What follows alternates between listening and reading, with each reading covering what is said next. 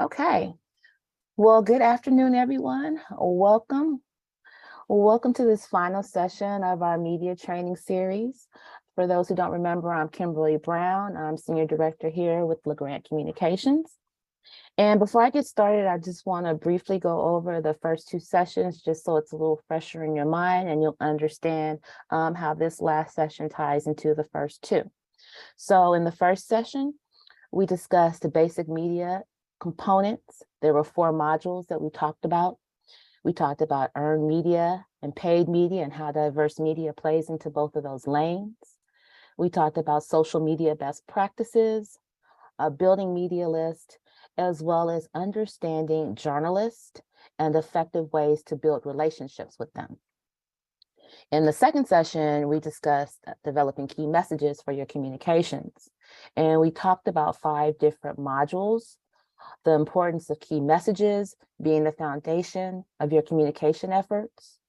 We talked about the power of 3, making sure that we try to stick to about 3 key messages if possible, and the 3 components of those 3 key messages, the main idea, proof, and the call to action. We talked about how to use those key messages.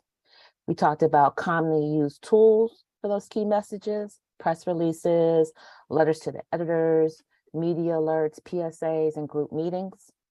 And then finally, we talked about selecting a spokesperson to be able to communicate those key messages. So during this final session, we're going to talk about how to engage with media, some best practices, if you will, for communicating with media. So the goal of this module is, we know that the media landscape has changed dramatically over the last several years, and there's been a huge shift in the way that people want to receive information and what actually sparks action. So this means we need to think carefully about the way we work with media and share stories and engage people and those people who might be advocating on our behalf. And as a communicator, which we all are, our goal is to make sure every communication with the media is relevant to their audience, is productive, and it's results focused. Everything you write to the media should be concise, impactful, polished, and clear. After all, the best way to influence anyone is to tell a story well. So in this module, we'll talk about different strategies to use when communicating with media. So we want to develop an understanding of common best practices when communicating with media and how to properly implement them into your communications activities. Yeah. Is that for me? Okay, I'm sorry. So media relations always starts with a strategic plan. Pretty much anything we ever do, right, starts with a strategic plan. So media relations is no different. First, you want to agree on what your objective is for communicating with the media. So is it that you want to get coverage for a new program? Do you want media to cover an event? Do you want to influence officials, or do you want to influence your consumers? So you want to be clear on what it is you're trying to accomplish. Then you need to determine who that target audience is. So who are you trying to reach? And I know this question sounds pretty simple, but all too often people are saying, oh, I want to reach everyone. I want to reach all consumers. I want to reach the general public. But it's really essential to narrow this audience down for the success, because it's a very fragmented environment that we live in. And so everybody is not going to receive our message, if you will, or is not relevant to our message. So perhaps for one effort, it's more important to communicate with media than to serve a priority population.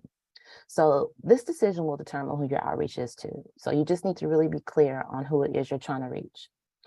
Once you get this media strategy in place, now you need to build your story with relevant angles and news. And we call that story mining. And so here are some things to consider when you're story mining.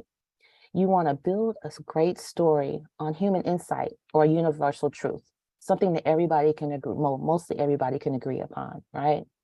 You want to tap into current societal or cultural trends. What's going on? What are people talking about? What's relevant? You want to emotionally connect with your audience. So what is it that your audience needs to know? You know, how do you want them to feel? What do you want them to do? What do you want them to care about? You need to think about all of these things when you're thinking about communicating. You want to partner with a credible and trusted advocate if that in fact is relevant to what you're doing. So you want somebody who is in the space that you're in, that people trust, that people know, and when they speak, they'll believe it. And then lastly, you want to leverage a moment in time if you can, right? You want to build on what's going on in the world and be aware of everything that people are talking about and dealing with at that particular time. So you want to bring your campaign to life through strong visual appeal with compelling content. So pretty much media, we're in a world today where they really care about visuals. They want to see it before they read it. And so that even applies to print because print has websites. So even though you think that print doesn't really need something visual, they actually do because most of your publications are going to have a website where they're going to run the same information that they're running in print. So you want to make sure that you are considering visual. Make sure you have a compelling brand behind your spokesperson, right? You want people to care about what your spokesperson is talking about, so you want the brand to be compelling. So props are appropriate, like videos, we'll talk about different visual things that you can use as we go along. But something I've started doing personally is when I pitch and I have images, I give the editor a link. And that link includes images with captions. So they can look at five or six different images of people or the actual event, and they can choose what they want to use, what compels them the most, or what they think is the most interesting. And that's something that I probably incorporated in the last year that I didn't necessarily do before, and it works really well. You also want to use vivid language, right? Compelling stories, evidence, bring your story to life. Then next you want to put together a target media list. And we talked about this already, so I won't spend a lot of time on this, but this is where that comes into play. So again, you want to take time to learn who you're pitching to and their interests, their concerns, their perspectives, or what is it that you're saying that will appeal to them? And we talked about how social media plays a really big part in this because you can find out a lot about people when you look at social media. So it's always good to follow them on social media. And another tip is that you'll be more successful if you keep your list short to 5 to 7 really targeted people that make sense for what you're pitching. It doesn't mean that later in time you can't build on that list, but at least you know that you've got these 5 to 7 people that are really relevant to what it is that you're talking about, and probably will be more prone to connect with your pitch, connect with your story, or whatever it is that you want to share with them. So you need to outline your tactics and your timing so that you make sure you're clear on what you're looking to do. An important part of your timing is staying on top of news trends, right? It's important for communicators to listen and understand the people we serve and the news and information that they consume daily. And it's easier to do that these days because we have Google Alerts, you have local media, you have social media. My Google Alerts is set to some keywords that have to do with my clients so that if something is going on that's relevant to them, it'll come across my Google Alerts and I can look at it to see if it makes sense. By gathering these insights, you're really then able to share more meaningful information with these editors and with media through the communications and media relations. You're really staying on top of it and you're not just shooting out a pie in the sky. You're staying on point and showing that you're doing your homework and being smart about the way that you're approaching your communication goals. There's a lot of noise out there today, and it's causing a lot of information overload for a lot of consumers. So you need to cut through that clutter and that noise and find relevance and better positioning, right, for your organization's messaging. So a couple of ways you can do this is, like I said, you can leverage relevant trending news and social media trends to further your organization's messages. Timing is essential. When an issue is dominating the news, that's what readers want to read. That's what editors want to publish, right? Journalists are looking for local resources when the news breaks. So wherever possible, link your news or your messaging to something that's happening. It might not always be possible, but it's a strategy to think of when you're doing this to try to tie into something that will pique that editor's interest. It can be as simple as media pitch referencing a trending topic, right? Or how your story idea is timely to the news of the day. Something else, you can tie to a key moment of time that the media typically report on for relevant story ideas. So media love to tie their coverage to holidays and anniversaries, Earth Day, Veterans Day, holiday season, International Youth Day, so on and so forth. So maybe there's a way for you to tie your what you're talking about to a relevant holiday. Um, you have to look at that. I was looking at a calendar for national holidays, and you will be surprised that every single day of the year, there is something that somebody is celebrating. So it's a really smart strategy to see if you can tie into that and catch that editor's eyes. I will suggest, though, be careful when it comes to cultural key periods like Black History Month or National Hispanic Heritage Month, because those are different type of holidays, and you want to make sure that you're being authentic in the way that you conduct outreach. Part of what we do is we counsel companies on how to be relevant when it comes to these cultural periods, because if you've never talked about Black History Month as an organization or on your social media, you probably don't want to jump out there and start doing it just because it's Black History Month. So just make sure that you're authentic, just make sure that you're thinking about it, and just, be real with it, because your audience, your consumer will notice that, hey, they've never talked about this before. Why are they talking about it? So just something to keep in mind. But when you're talking about Veterans Day or holiday season or Earth Day, that's a lot more mainstream, and you'll be fine. A third way is build stronger media relationships by seeing what they talk about online, form relevant connections, right? Media are people first, their editors second. So, like if you are following them on social media, you might like their child's Halloween costume, or you might congratulate them on a recent award. And all of that just helps build stronger relationships. And we talked about this in another session. It might make them notice you. So it's just being smart in your way of following and engaging with them. Lastly, make sure you stay on top of breaking news with your media contacts, because you don't want to be pitching to a media outlet when there's a fire or a flood, or unfortunately in this day and age, a shooting going on, because they're not really going to be concerned about what you want to talk to them about, because something major is going on. So just make sure you're sensitive to the climate and what's going on, and stay on top of it. So one of the most effective tools to get media coverage is a targeted pitch to media reporters.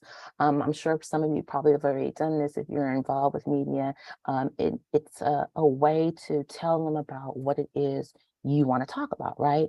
In your email pitch, you can outline why you think his or her audience will be interested in the news, why the editor themselves is interested in the news.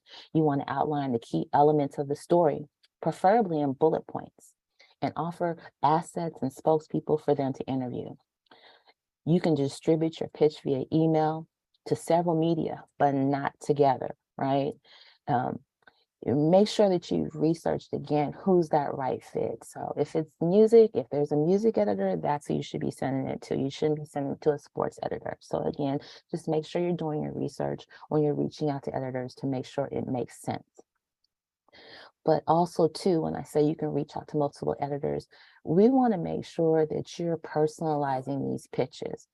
Never, never, never do group pitches where you have a lot of people CC'd, or even a lot of people blind copy, because of course we all know when you're blind copy, you have to take the time to personalize and talk to each reporter as if you're only talking to them, as if it's one-on-one communications with them.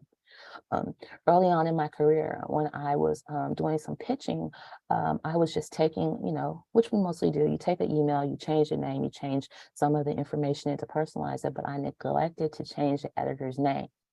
And this is the editor I had pitched to a couple of times and had never responded to me. But when I had their wrong name in the email, they responded to me, right? So that told me two things. That told me, one, they are reading my emails, right? They're reading my pitches, but obviously something's missing there. They're not interested in it, whatever the case may be. But number two, never address a journalist by the wrong name. They take it personal. So take my mistake and learn from it.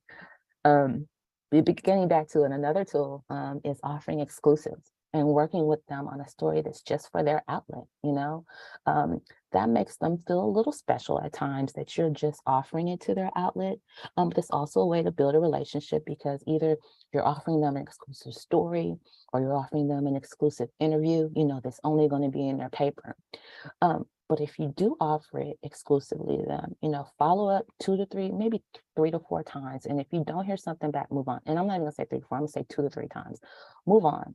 And then make it exclusive to another publication. But don't just, if you don't have luck with that one publication, you gotta keep trying. But that's a tactic. Sometimes I've done that a time or two where maybe something's like right down the street from a publication, and I know that I'll pitch it to them because I think that they're going to be more apt to pick it up because it's right in the neck of their woods. So you just have to look at that on a case by case basis. You can also meet with a reporter in a casual manner, for coffee, face to face. COVID's changed that, and we really haven't gotten back to it, but some editors are definitely going back to being willing to meet you if you get that far with them. They're willing to meet with you. They're willing to invite you to their offices. One thing that I did when I started working here is I reached out to a couple of editors, and I didn't have a story necessarily pitched with them. I just wanted to meet them, right? Just wanted to give them a little bit of time so they could see my face, they could know me. So maybe when I send that story to them or I send that pitch to them, they'll be a little bit more prone to look at it or at least respond to it. I have editors now who will actually, respond and say, you know what, not this time, or thanks for sharing. I appreciate that because at least they're telling me they got my story as opposed to just not replying to me at all. Lastly, reporters receive a live email, so keep your pitch short and direct. The why should be really quickly revealed. They don't want to have to search for the why in your email, so use the rule of 200 words or less with very short paragraphs, maybe 2 sentences in a paragraph, and then space in your next paragraph. Easy to read, easy to reference. So we consider 3 W's when you're creating a story: the what, the why, and the why now. These are fundamentals. So the why, of course, most important is to clearly articulate what the story is. It's much more than what's being announced. Reporters don't write about announcements, they write stories. So you might share an announcement with them, but you need to give them the story and tell them what the story is. Um, a lot of times pitches are proclamations or they're just announcements when they really should be more of an overview of what it is, what that story is that you want to tell. What does your announcement mean for the community? What underlying issue are you trying to address or trying to solve, or what conversation are you trying to be a part of? Remember, news equals new. So ask yourself if the announcement is really news or is it just rehashing some old information? Imagine yourself taking a look at headlines in your own local newspapers. What's going to interest you? If you see something that you saw last month, is that really going to interest you? So editors are looking at it the same way. It's their job to sell stories, right? So first, the editor, his first or their first audience is their people. So they're always trying to bring new issues to their people. So just think about it. If you wouldn't read it, it's not a story. Not everything's a story and not everything is worthy of pitching. Make sure you have an angle. What is your specific emphasis for the story? It should be at the beginning of your pitch. When they open up that pitch, they need to know right away what it is that you're trying to say. Don't let it get lost in the second paragraph. Secondly, the why, right? It's critical to articulate why you think this media outlet will care about, their audience will care about your story, you know? And remember, local media, they want local stories that are relevant to their communities. They probably cover larger stories, yes, because most newspapers do. But when you have a newspaper that's a Baldwin Hills newspaper, they want Baldwin Hills information. Pasadena, they're talking about larger things, but they want to know what's going on in Pasadena. So just remember that when you're talking about these local outlets. Again, is your story new? Is it first? Is it record breaking? And this isn't always going to be the case, right? But you just have to figure out if it's not, what is that angle then that still makes your story something newsworthy that they should cover? And it's just the art of communications because you can find that way. Because again, everything's not going to be new and groundbreaking, but there's a way to tell a compelling story. Maybe that's including a personal story. Maybe you have a real story with somebody, whatever the subject matter is that you're covering, you have somebody that can make it relatable and tell their story. That is something that editors really like, when you can tell real stories and have testimonials in your work. So I don't know all of your organizations, but if that's possible, always look at that as an avenue and an angle as well. The third thing, why now? In the media, as in life, timing is everything. What makes the paper what makes us the paper in August might not necessarily make the paper in November. Let's say right now during elections. Right now I did very little pitching over the last couple of weeks because I knew it was all about elections, and what I was pitching to them, most of what I was pitching to them probably wasn't of interest. So if there's something going on, hold your story. If you can hold your story, hold it. And if you can't hold it, try to find some connection between your stories and the news of the day and what's going on right now. But just really be smart in the time periods that you're pitching. I know that during the holiday season, there's a lot going on in papers, especially weekly papers. They're only publishing once a week, so you can imagine all the stuff that they're going to be putting in the paper. So I'm very selective when I pitch during the holiday season, and sometimes I really don't pitch. One of our accounts is COVID, so that's different. It's always relative, but like something with, I don't know, DMV, maybe for those couple months, I might only pitch once. So just be smart and be aware of what's going on around you. The why now. So like I said, it's very busy. So conversely, if there's something in the news that makes the story announcement more pressing, be sure to include it. There is a way to break through the clutter, as we call it, during the holiday seasons, but you really have to search for it. One tool to remember is that the best story pitches are in 3 paragraphs. It's the what in the first, the why in the second, and the why now in the third. And again, remember I said it's 2 sentences. It doesn't have to be very long. 2 sentences in the first, 2 sentences in the second, and then you wrap it up with the why now in the third. By asking yourself, so what, why now, it gives you a lens to craft a compelling and relevant story to pitch to the media. So just make sure you're asking your questions yourself, these questions, as you're going through the process, so that you're pretty much answering them for yourself and making sure that you're at least on point, as much on point as you can be. And then lastly, remember to include the call to action if you have one, because that is always great. That's an angle for editors, because you're asking the public to do something. You're asking them to react to something. Also, too, the call to action for the reporter. What is the call to action for the reporter? What do you want the reporter to do? It'd be great if you could share this with your readers. It'd be great if you could do this. Even though they pretty much know you want them to cover their media, just be clear. Do you want them to attend a press conference? Do you want them to interview a spokesperson? Do you want them to publish your pre-written piece? Include it. It does make a difference.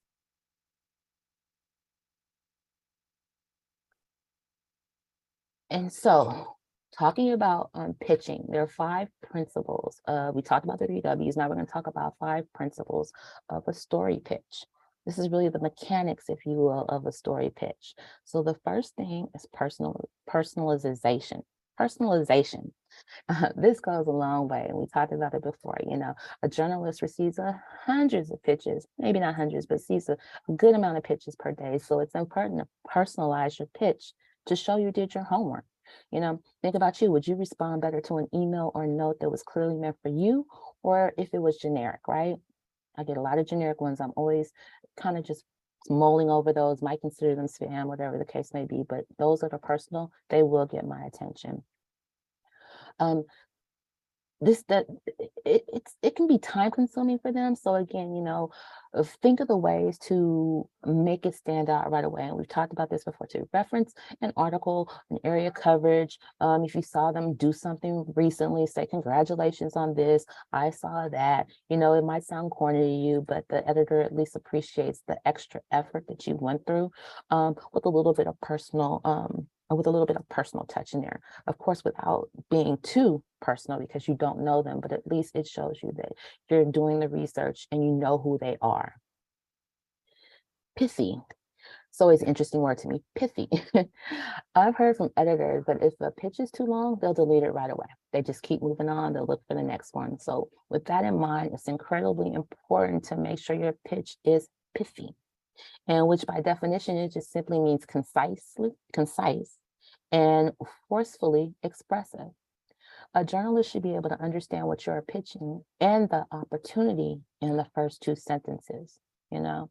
So specific techniques to help you make your pitch concise and forcibly expressive is using bullets.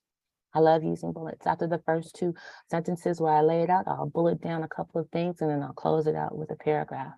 My pitches have definitely gotten shorter over the years because it really doesn't take, if you have a great idea or if you have a good idea, if you have something that is of interest, you don't need to write a lot about it because it will sell itself. So start with the strongest information, provocative, counterintuitive data, a contrary point of view, something that'll catch their interest really quick, and use highlight text, bold, italicized, underline. That's okay. You can use that to call attention to key different issues or key information that you want them to pay attention to. They don't take offense to using bold and italicized. Um, Hyperlink relevant materials, research data, third-party findings, etc. Now, they might not always click on it, but at least you're providing it. And if they're interested in what you're selling in those first couple of lines, they're more apt to click through and see what it is that you actually want them to see that's relevant to what you're pitching to them. And prioritize your messaging.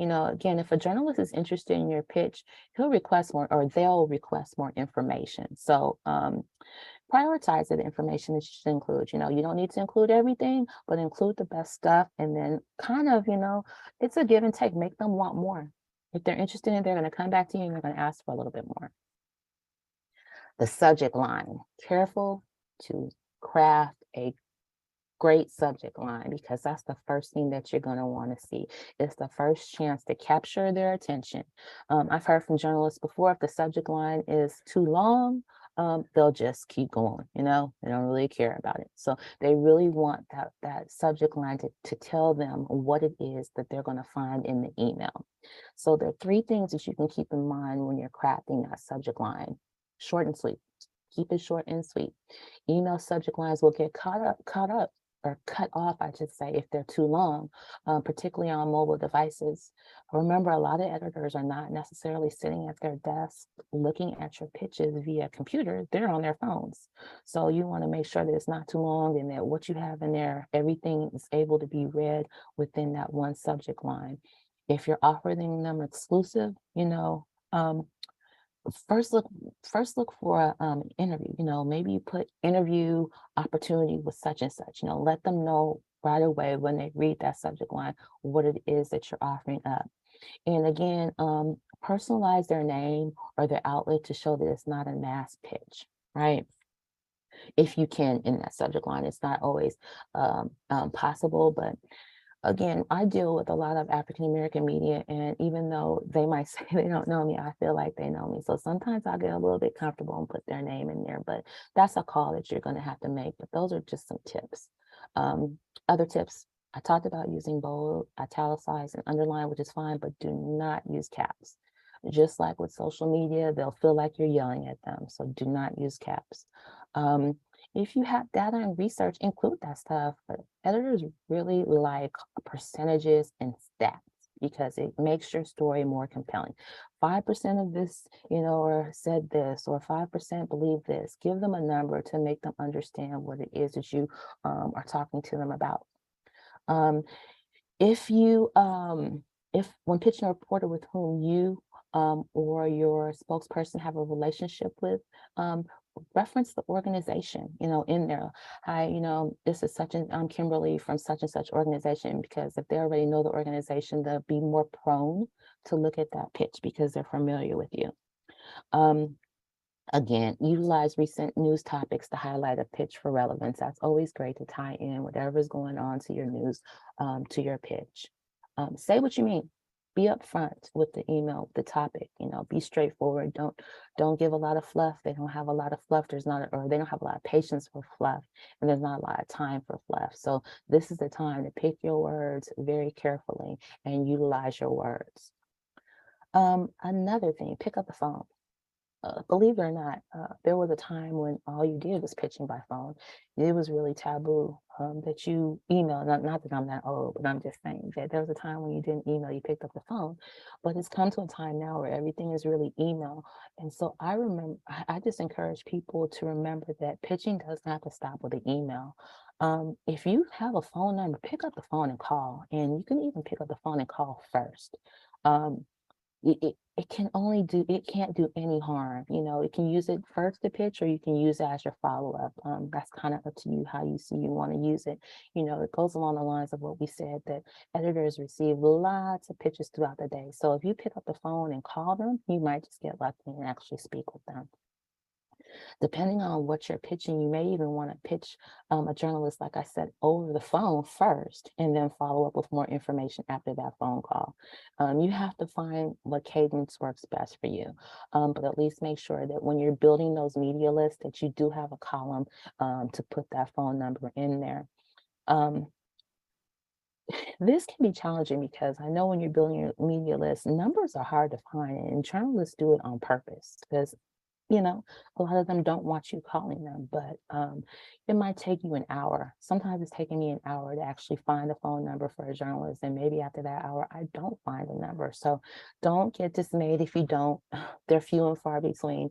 Most of the time, what you're going to find is an email. But if you can find a phone number, it's a great tactic to use along with your email pitching. And lastly, be proactive. If media are being unresponsive to your pitch, it's important to be proactive and follow up. I would say probably no more than 3 times, but follow up because again, they get a lot of stuff. They might see your email and they go to something else and they meant to go back to it, but they didn't. I've heard from reporters that their lack of response was because of lack of time and not necessarily lack of interest.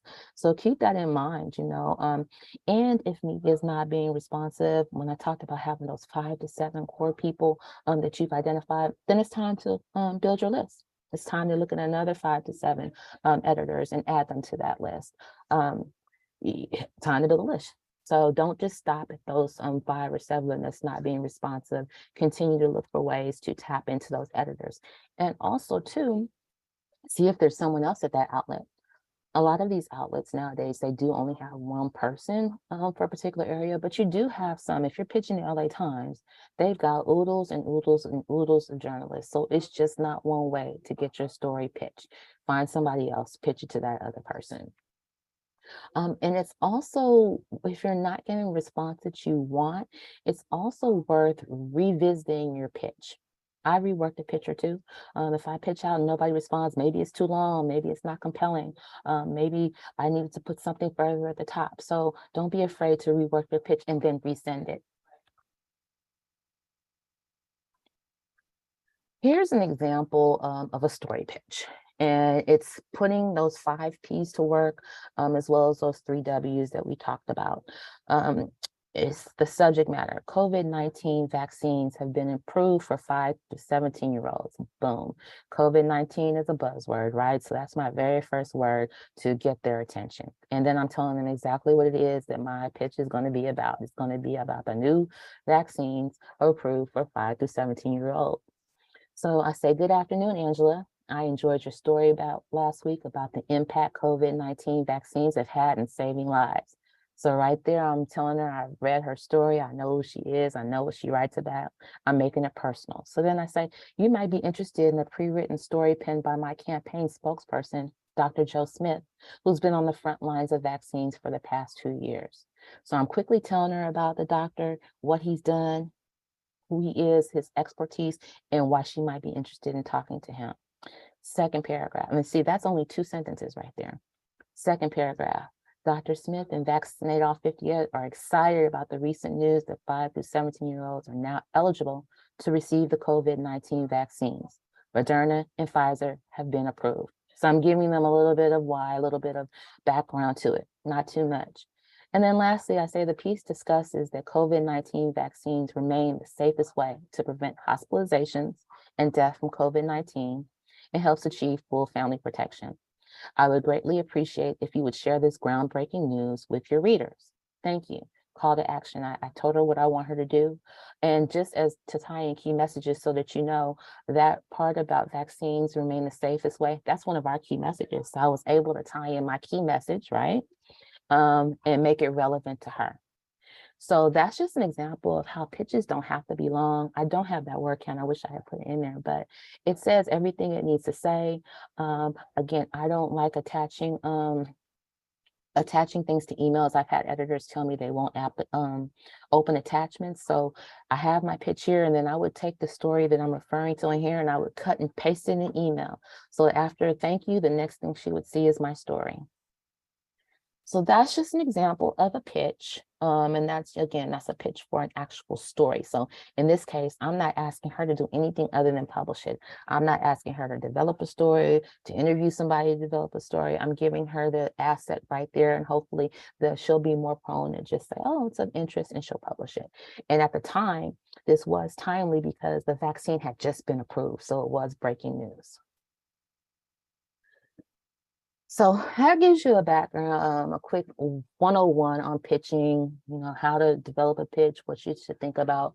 But next I want to talk to you about style, AP. I don't know if anybody's ever heard of AP, but AP for journalists, it's pretty much our industry Bible, right? We live and die by this grammar, style, and rules. And several journalists have actually taken classes to perfect their writing in alignment with AP style. You'll hear quite often, is it AP style? AP style errors in press releases are glaringly obvious to reporters, and it really could turn a reporter away and have them not consider your press release or what it is, your pre-written piece, whatever the case may be. It's a 500-page book, so I don't expect the average person isn't going to master it, and it is updated every year.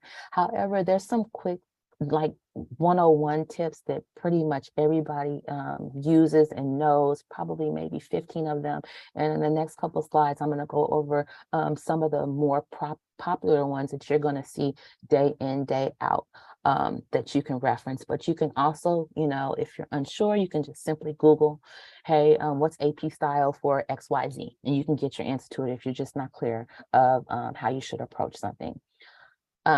And before we go over these tips, I just want you to consider the audience that you're communicating with too, because traditional outlets, they follow AP style, but you can be more informal when you're dealing with bloggers or citizen journals. They're not as rigid on AP style. So you kind of just have to figure out who you're talking to. But overall, you should use AP style, a book as your Bible, and follow it as much as possible.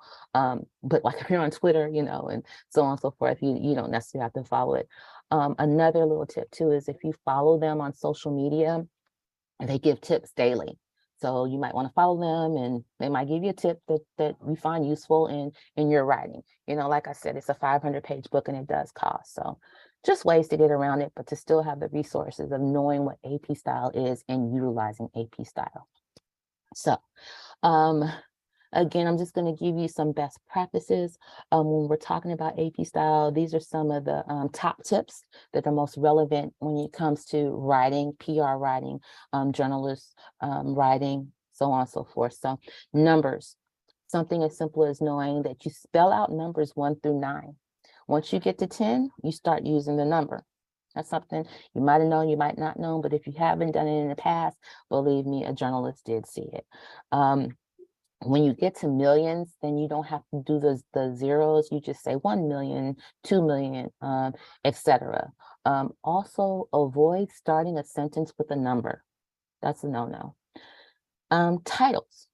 Only capitalize formal titles if they come directly before a name. So, for instance, President Joe Biden, the P is capitalized. Joe Biden, comma, President of the United States, P is not capitalized. Oxford comma. When listing a series of items, you do not add the comma before the last item. So And you probably see this every day. I get pieces that people have written for me, and if they put that comment in there and I just take it out because it's a thing that most people don't know. So if you're saying the flag is red, white, and blue, it's the flag is red, comma, white, and blue. It's not the flag is red, comma, white, comma, and blue. That's called an Oxford comma. And that's actually something maybe in the last 20 years that they started doing, because before that, they did put that comma after white. Dates and abbreviations. When using specific dates, day, month, year, the month is abbreviated. So September is not written out. It is September, SEPT, period. Except for months with less than 5 letters. So you write out June, you write out May, you write out April. But for those longer months, you abbreviated it. And seasons are never capitalized. Fall, winter, summer, spring, never capitalized. Time should not be spelled out except for when it's used to describe noon or midnight. So if you're doing 1 hour, if you're doing, 1 o'clock, it's not 1 semicolon 00, it's 1 p.m. And p.m. and a.m. should never be capitalized. They're always lowercase. And it should be p dot m period, or p period m period. You probably see it every day. People put PM, just PM with no period. You probably think it's no big idea, no big deal, right? And essentially it's not, but when you're dealing with journalists, maybe that's a journalist's pet peeve. So something as simple as putting that period in there might drive them bananas. So just be aware it's lowercase and there's a period in between the A and the M. And again, there's no semicolon 00. Or I said semicolon, I meant colon. Apologies. Italics. Always italicize print publications, including newspapers and magazines. So that's New York Times, that's People, Us Weekly, all of those, always italicized. Very quickly, okay. These are more tools. Companies are singular. Self-explanatory. Crayola is Crayola, right? Effect versus effect, just make sure that you're clear. We all have done it. Effect means having influence on, effect means having a result. Just be careful with that one. That in which, another one, use that before a restrictive clause, one that you can't get rid of because it's necessary to the sentence's meaning. Use which usually with a comma before it, before restrictive clauses. That's a little technical. That's kind of grammatical we learned growing up, but just be aware of it. And when you're using it, make sure that you're using it correctly, as well as the hyphen and the M dash. Make sure that you're using those correctly as well. That versus who. One of the quick things we always remember is who goes with people, right? So I want to thank that man who helped me. Another one people get incorrect a lot is IE versus EG. IE means in essence, EG means more. For example, it means for example. So just be clear when you're using IE and EG. Something I had to learn is they're not interchangeable, right? There's a reason to use one and a reason to use the other. Again, I already talked about AP and how it's published every year. Some different ways that you can go around is to follow them on social media, because they'll give you a couple of tips and tools. But you can also Google if you need to find something out. If you want to know if you're correct AP style, you can just Google it and you can find out. Just put this back in here. I won't go into, we already talked about it. Communication tools, the media alerts, PSAs, group meetings, letter to editors, and press releases. I just thought it was worth mentioning because I'm going to go into a couple of more tools that you can use when you're communicating. So you have infographics. So if you have a lot of information and you can put it into a graph, it's always better to present it to media in that way so that they don't have to read each line, right? They love lists.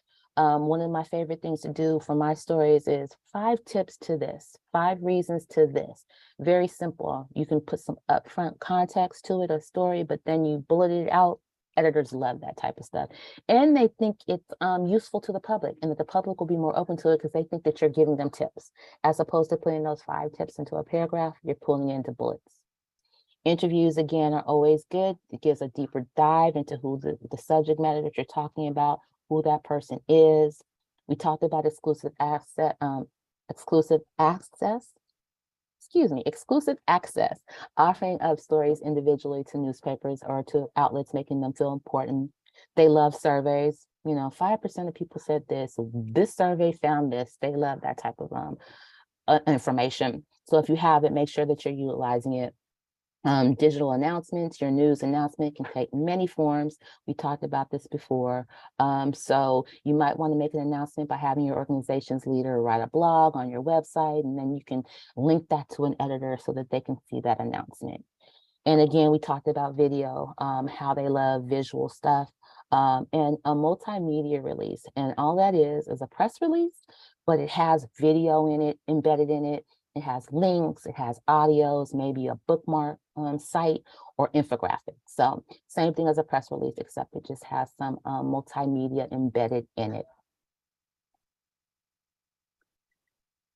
So we've kind of covered some of this stuff, but I just want to give you some tips just of how you can work with media efficiently. Make sure that you're a resource to the media. You're bringing them some information, you're of value to them. So just make sure you're positioning themselves when you're pitching, when you're offering up information.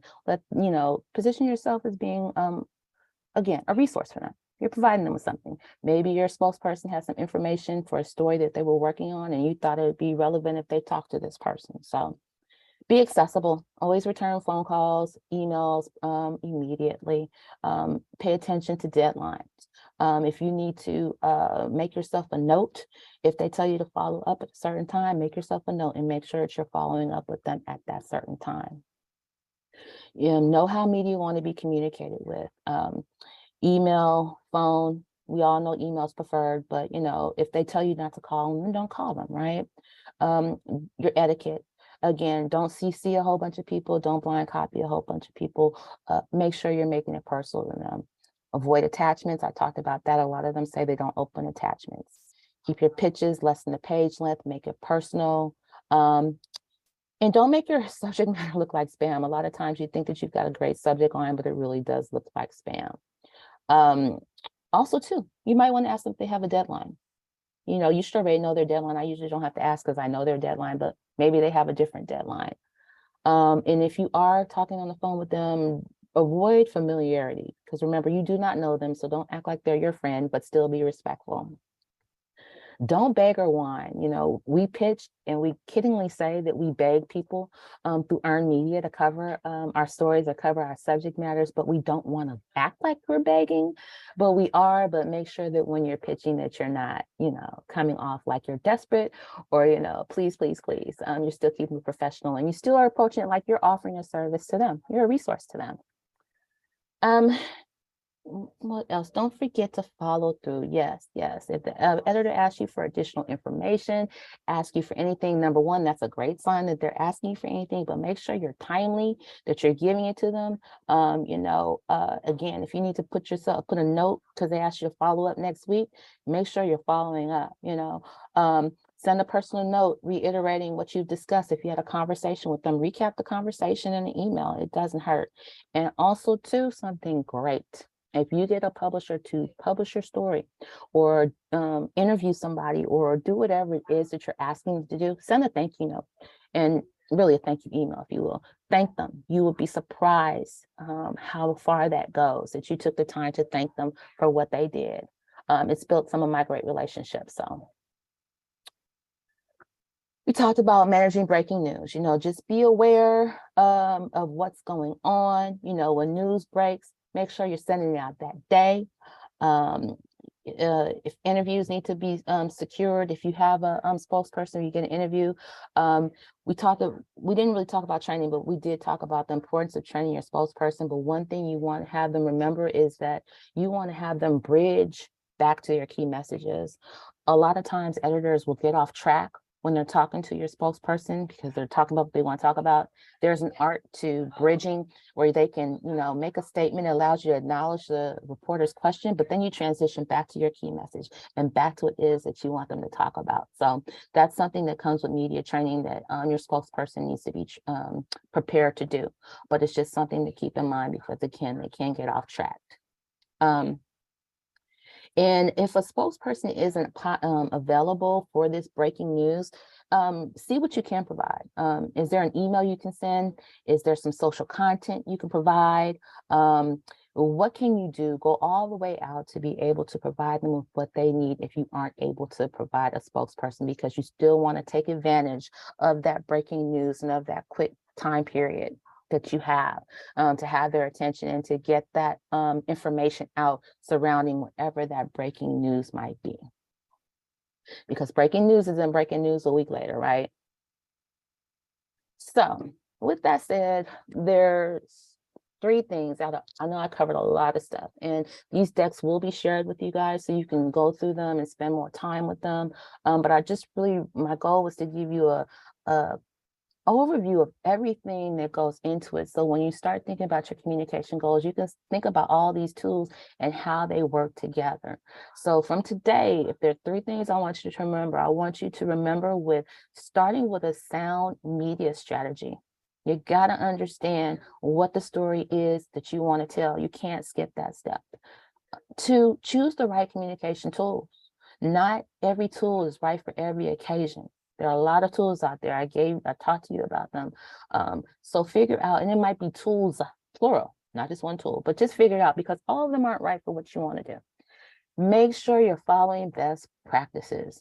Even when you're working with bloggers and online, social media, follow best practices. We talked about AP, we talked about best practices with communicating with them, all of those different things. Just make sure that you're practicing best practices.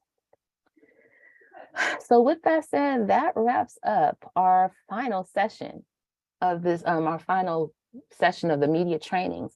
But there are small group sessions that are available to you all next week. I know the information has been shared with you. If you'd like to dive into anything that we talked about and covered in these 3 sessions, we're here for you next week. You can see the hours here. And you can schedule some one-on-one time. We can talk about any of these elements a little bit more in detail. We can talk about these elements and make it relevant to your organization. If you have a question of something you've done, want to do, we can spend some time there. You can also sign up as teams. Maybe there are several of your company that you guys, this is your goal. You guys really want to concentrate on or pay attention to your communications goals. Maybe it's 4 or 5 of you that want to schedule some time and work as a group. You can do that as well. We went through this training for a reason. We want to make you guys stronger and give you the tools. So please take advantage, if you have the time next week, to take advantage of our time, right? We can go through mock exercises. We can do whatever it is you want to do, fine tune it, make sure that maybe what you're doing, we can help to make you increase your outreach or increase your effectiveness, if you will, because you might be already doing a good job, but there's always room for improvement, which is a good thing. So I encourage you, if you have the time, please take some time to join the session, whether it be 30 minutes, 45 minutes, whatever the case may be, whatever your schedule allows for you to do, but the option is there. Lastly, I have an assignment.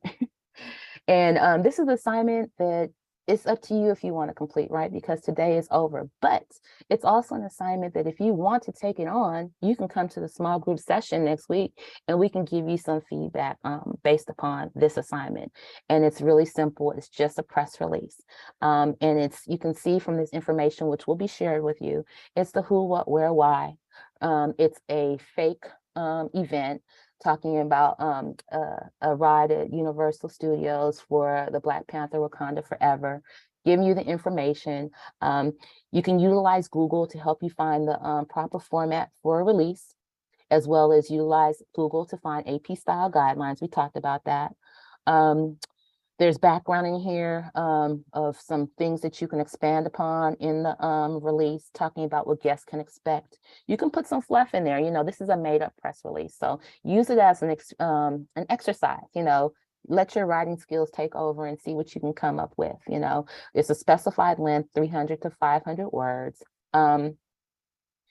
And yeah, so I won't read it line by line because again, it'll be shared with you and you can spend some time with it. But I encourage you to take some time, if not just to spend some time with us next week in the small group session, if just not your own little personal project to test your skills and to help you grow personally, because personal development is a great thing, right? With that said, thank you all. It's been my pleasure spending these 3 hours with you going over media. It's my passion. So anytime that I can talk about it and spread some of my knowledge, I appreciate that. And I want to be a part of that. So I hope that something through these sessions has touched you, has sparked you to learn more, has maybe helped you on your already current efforts, because I know some of you might already be doing current communications outreach, but I hope that you found it useful. And with that, I will say good afternoon and have a great day.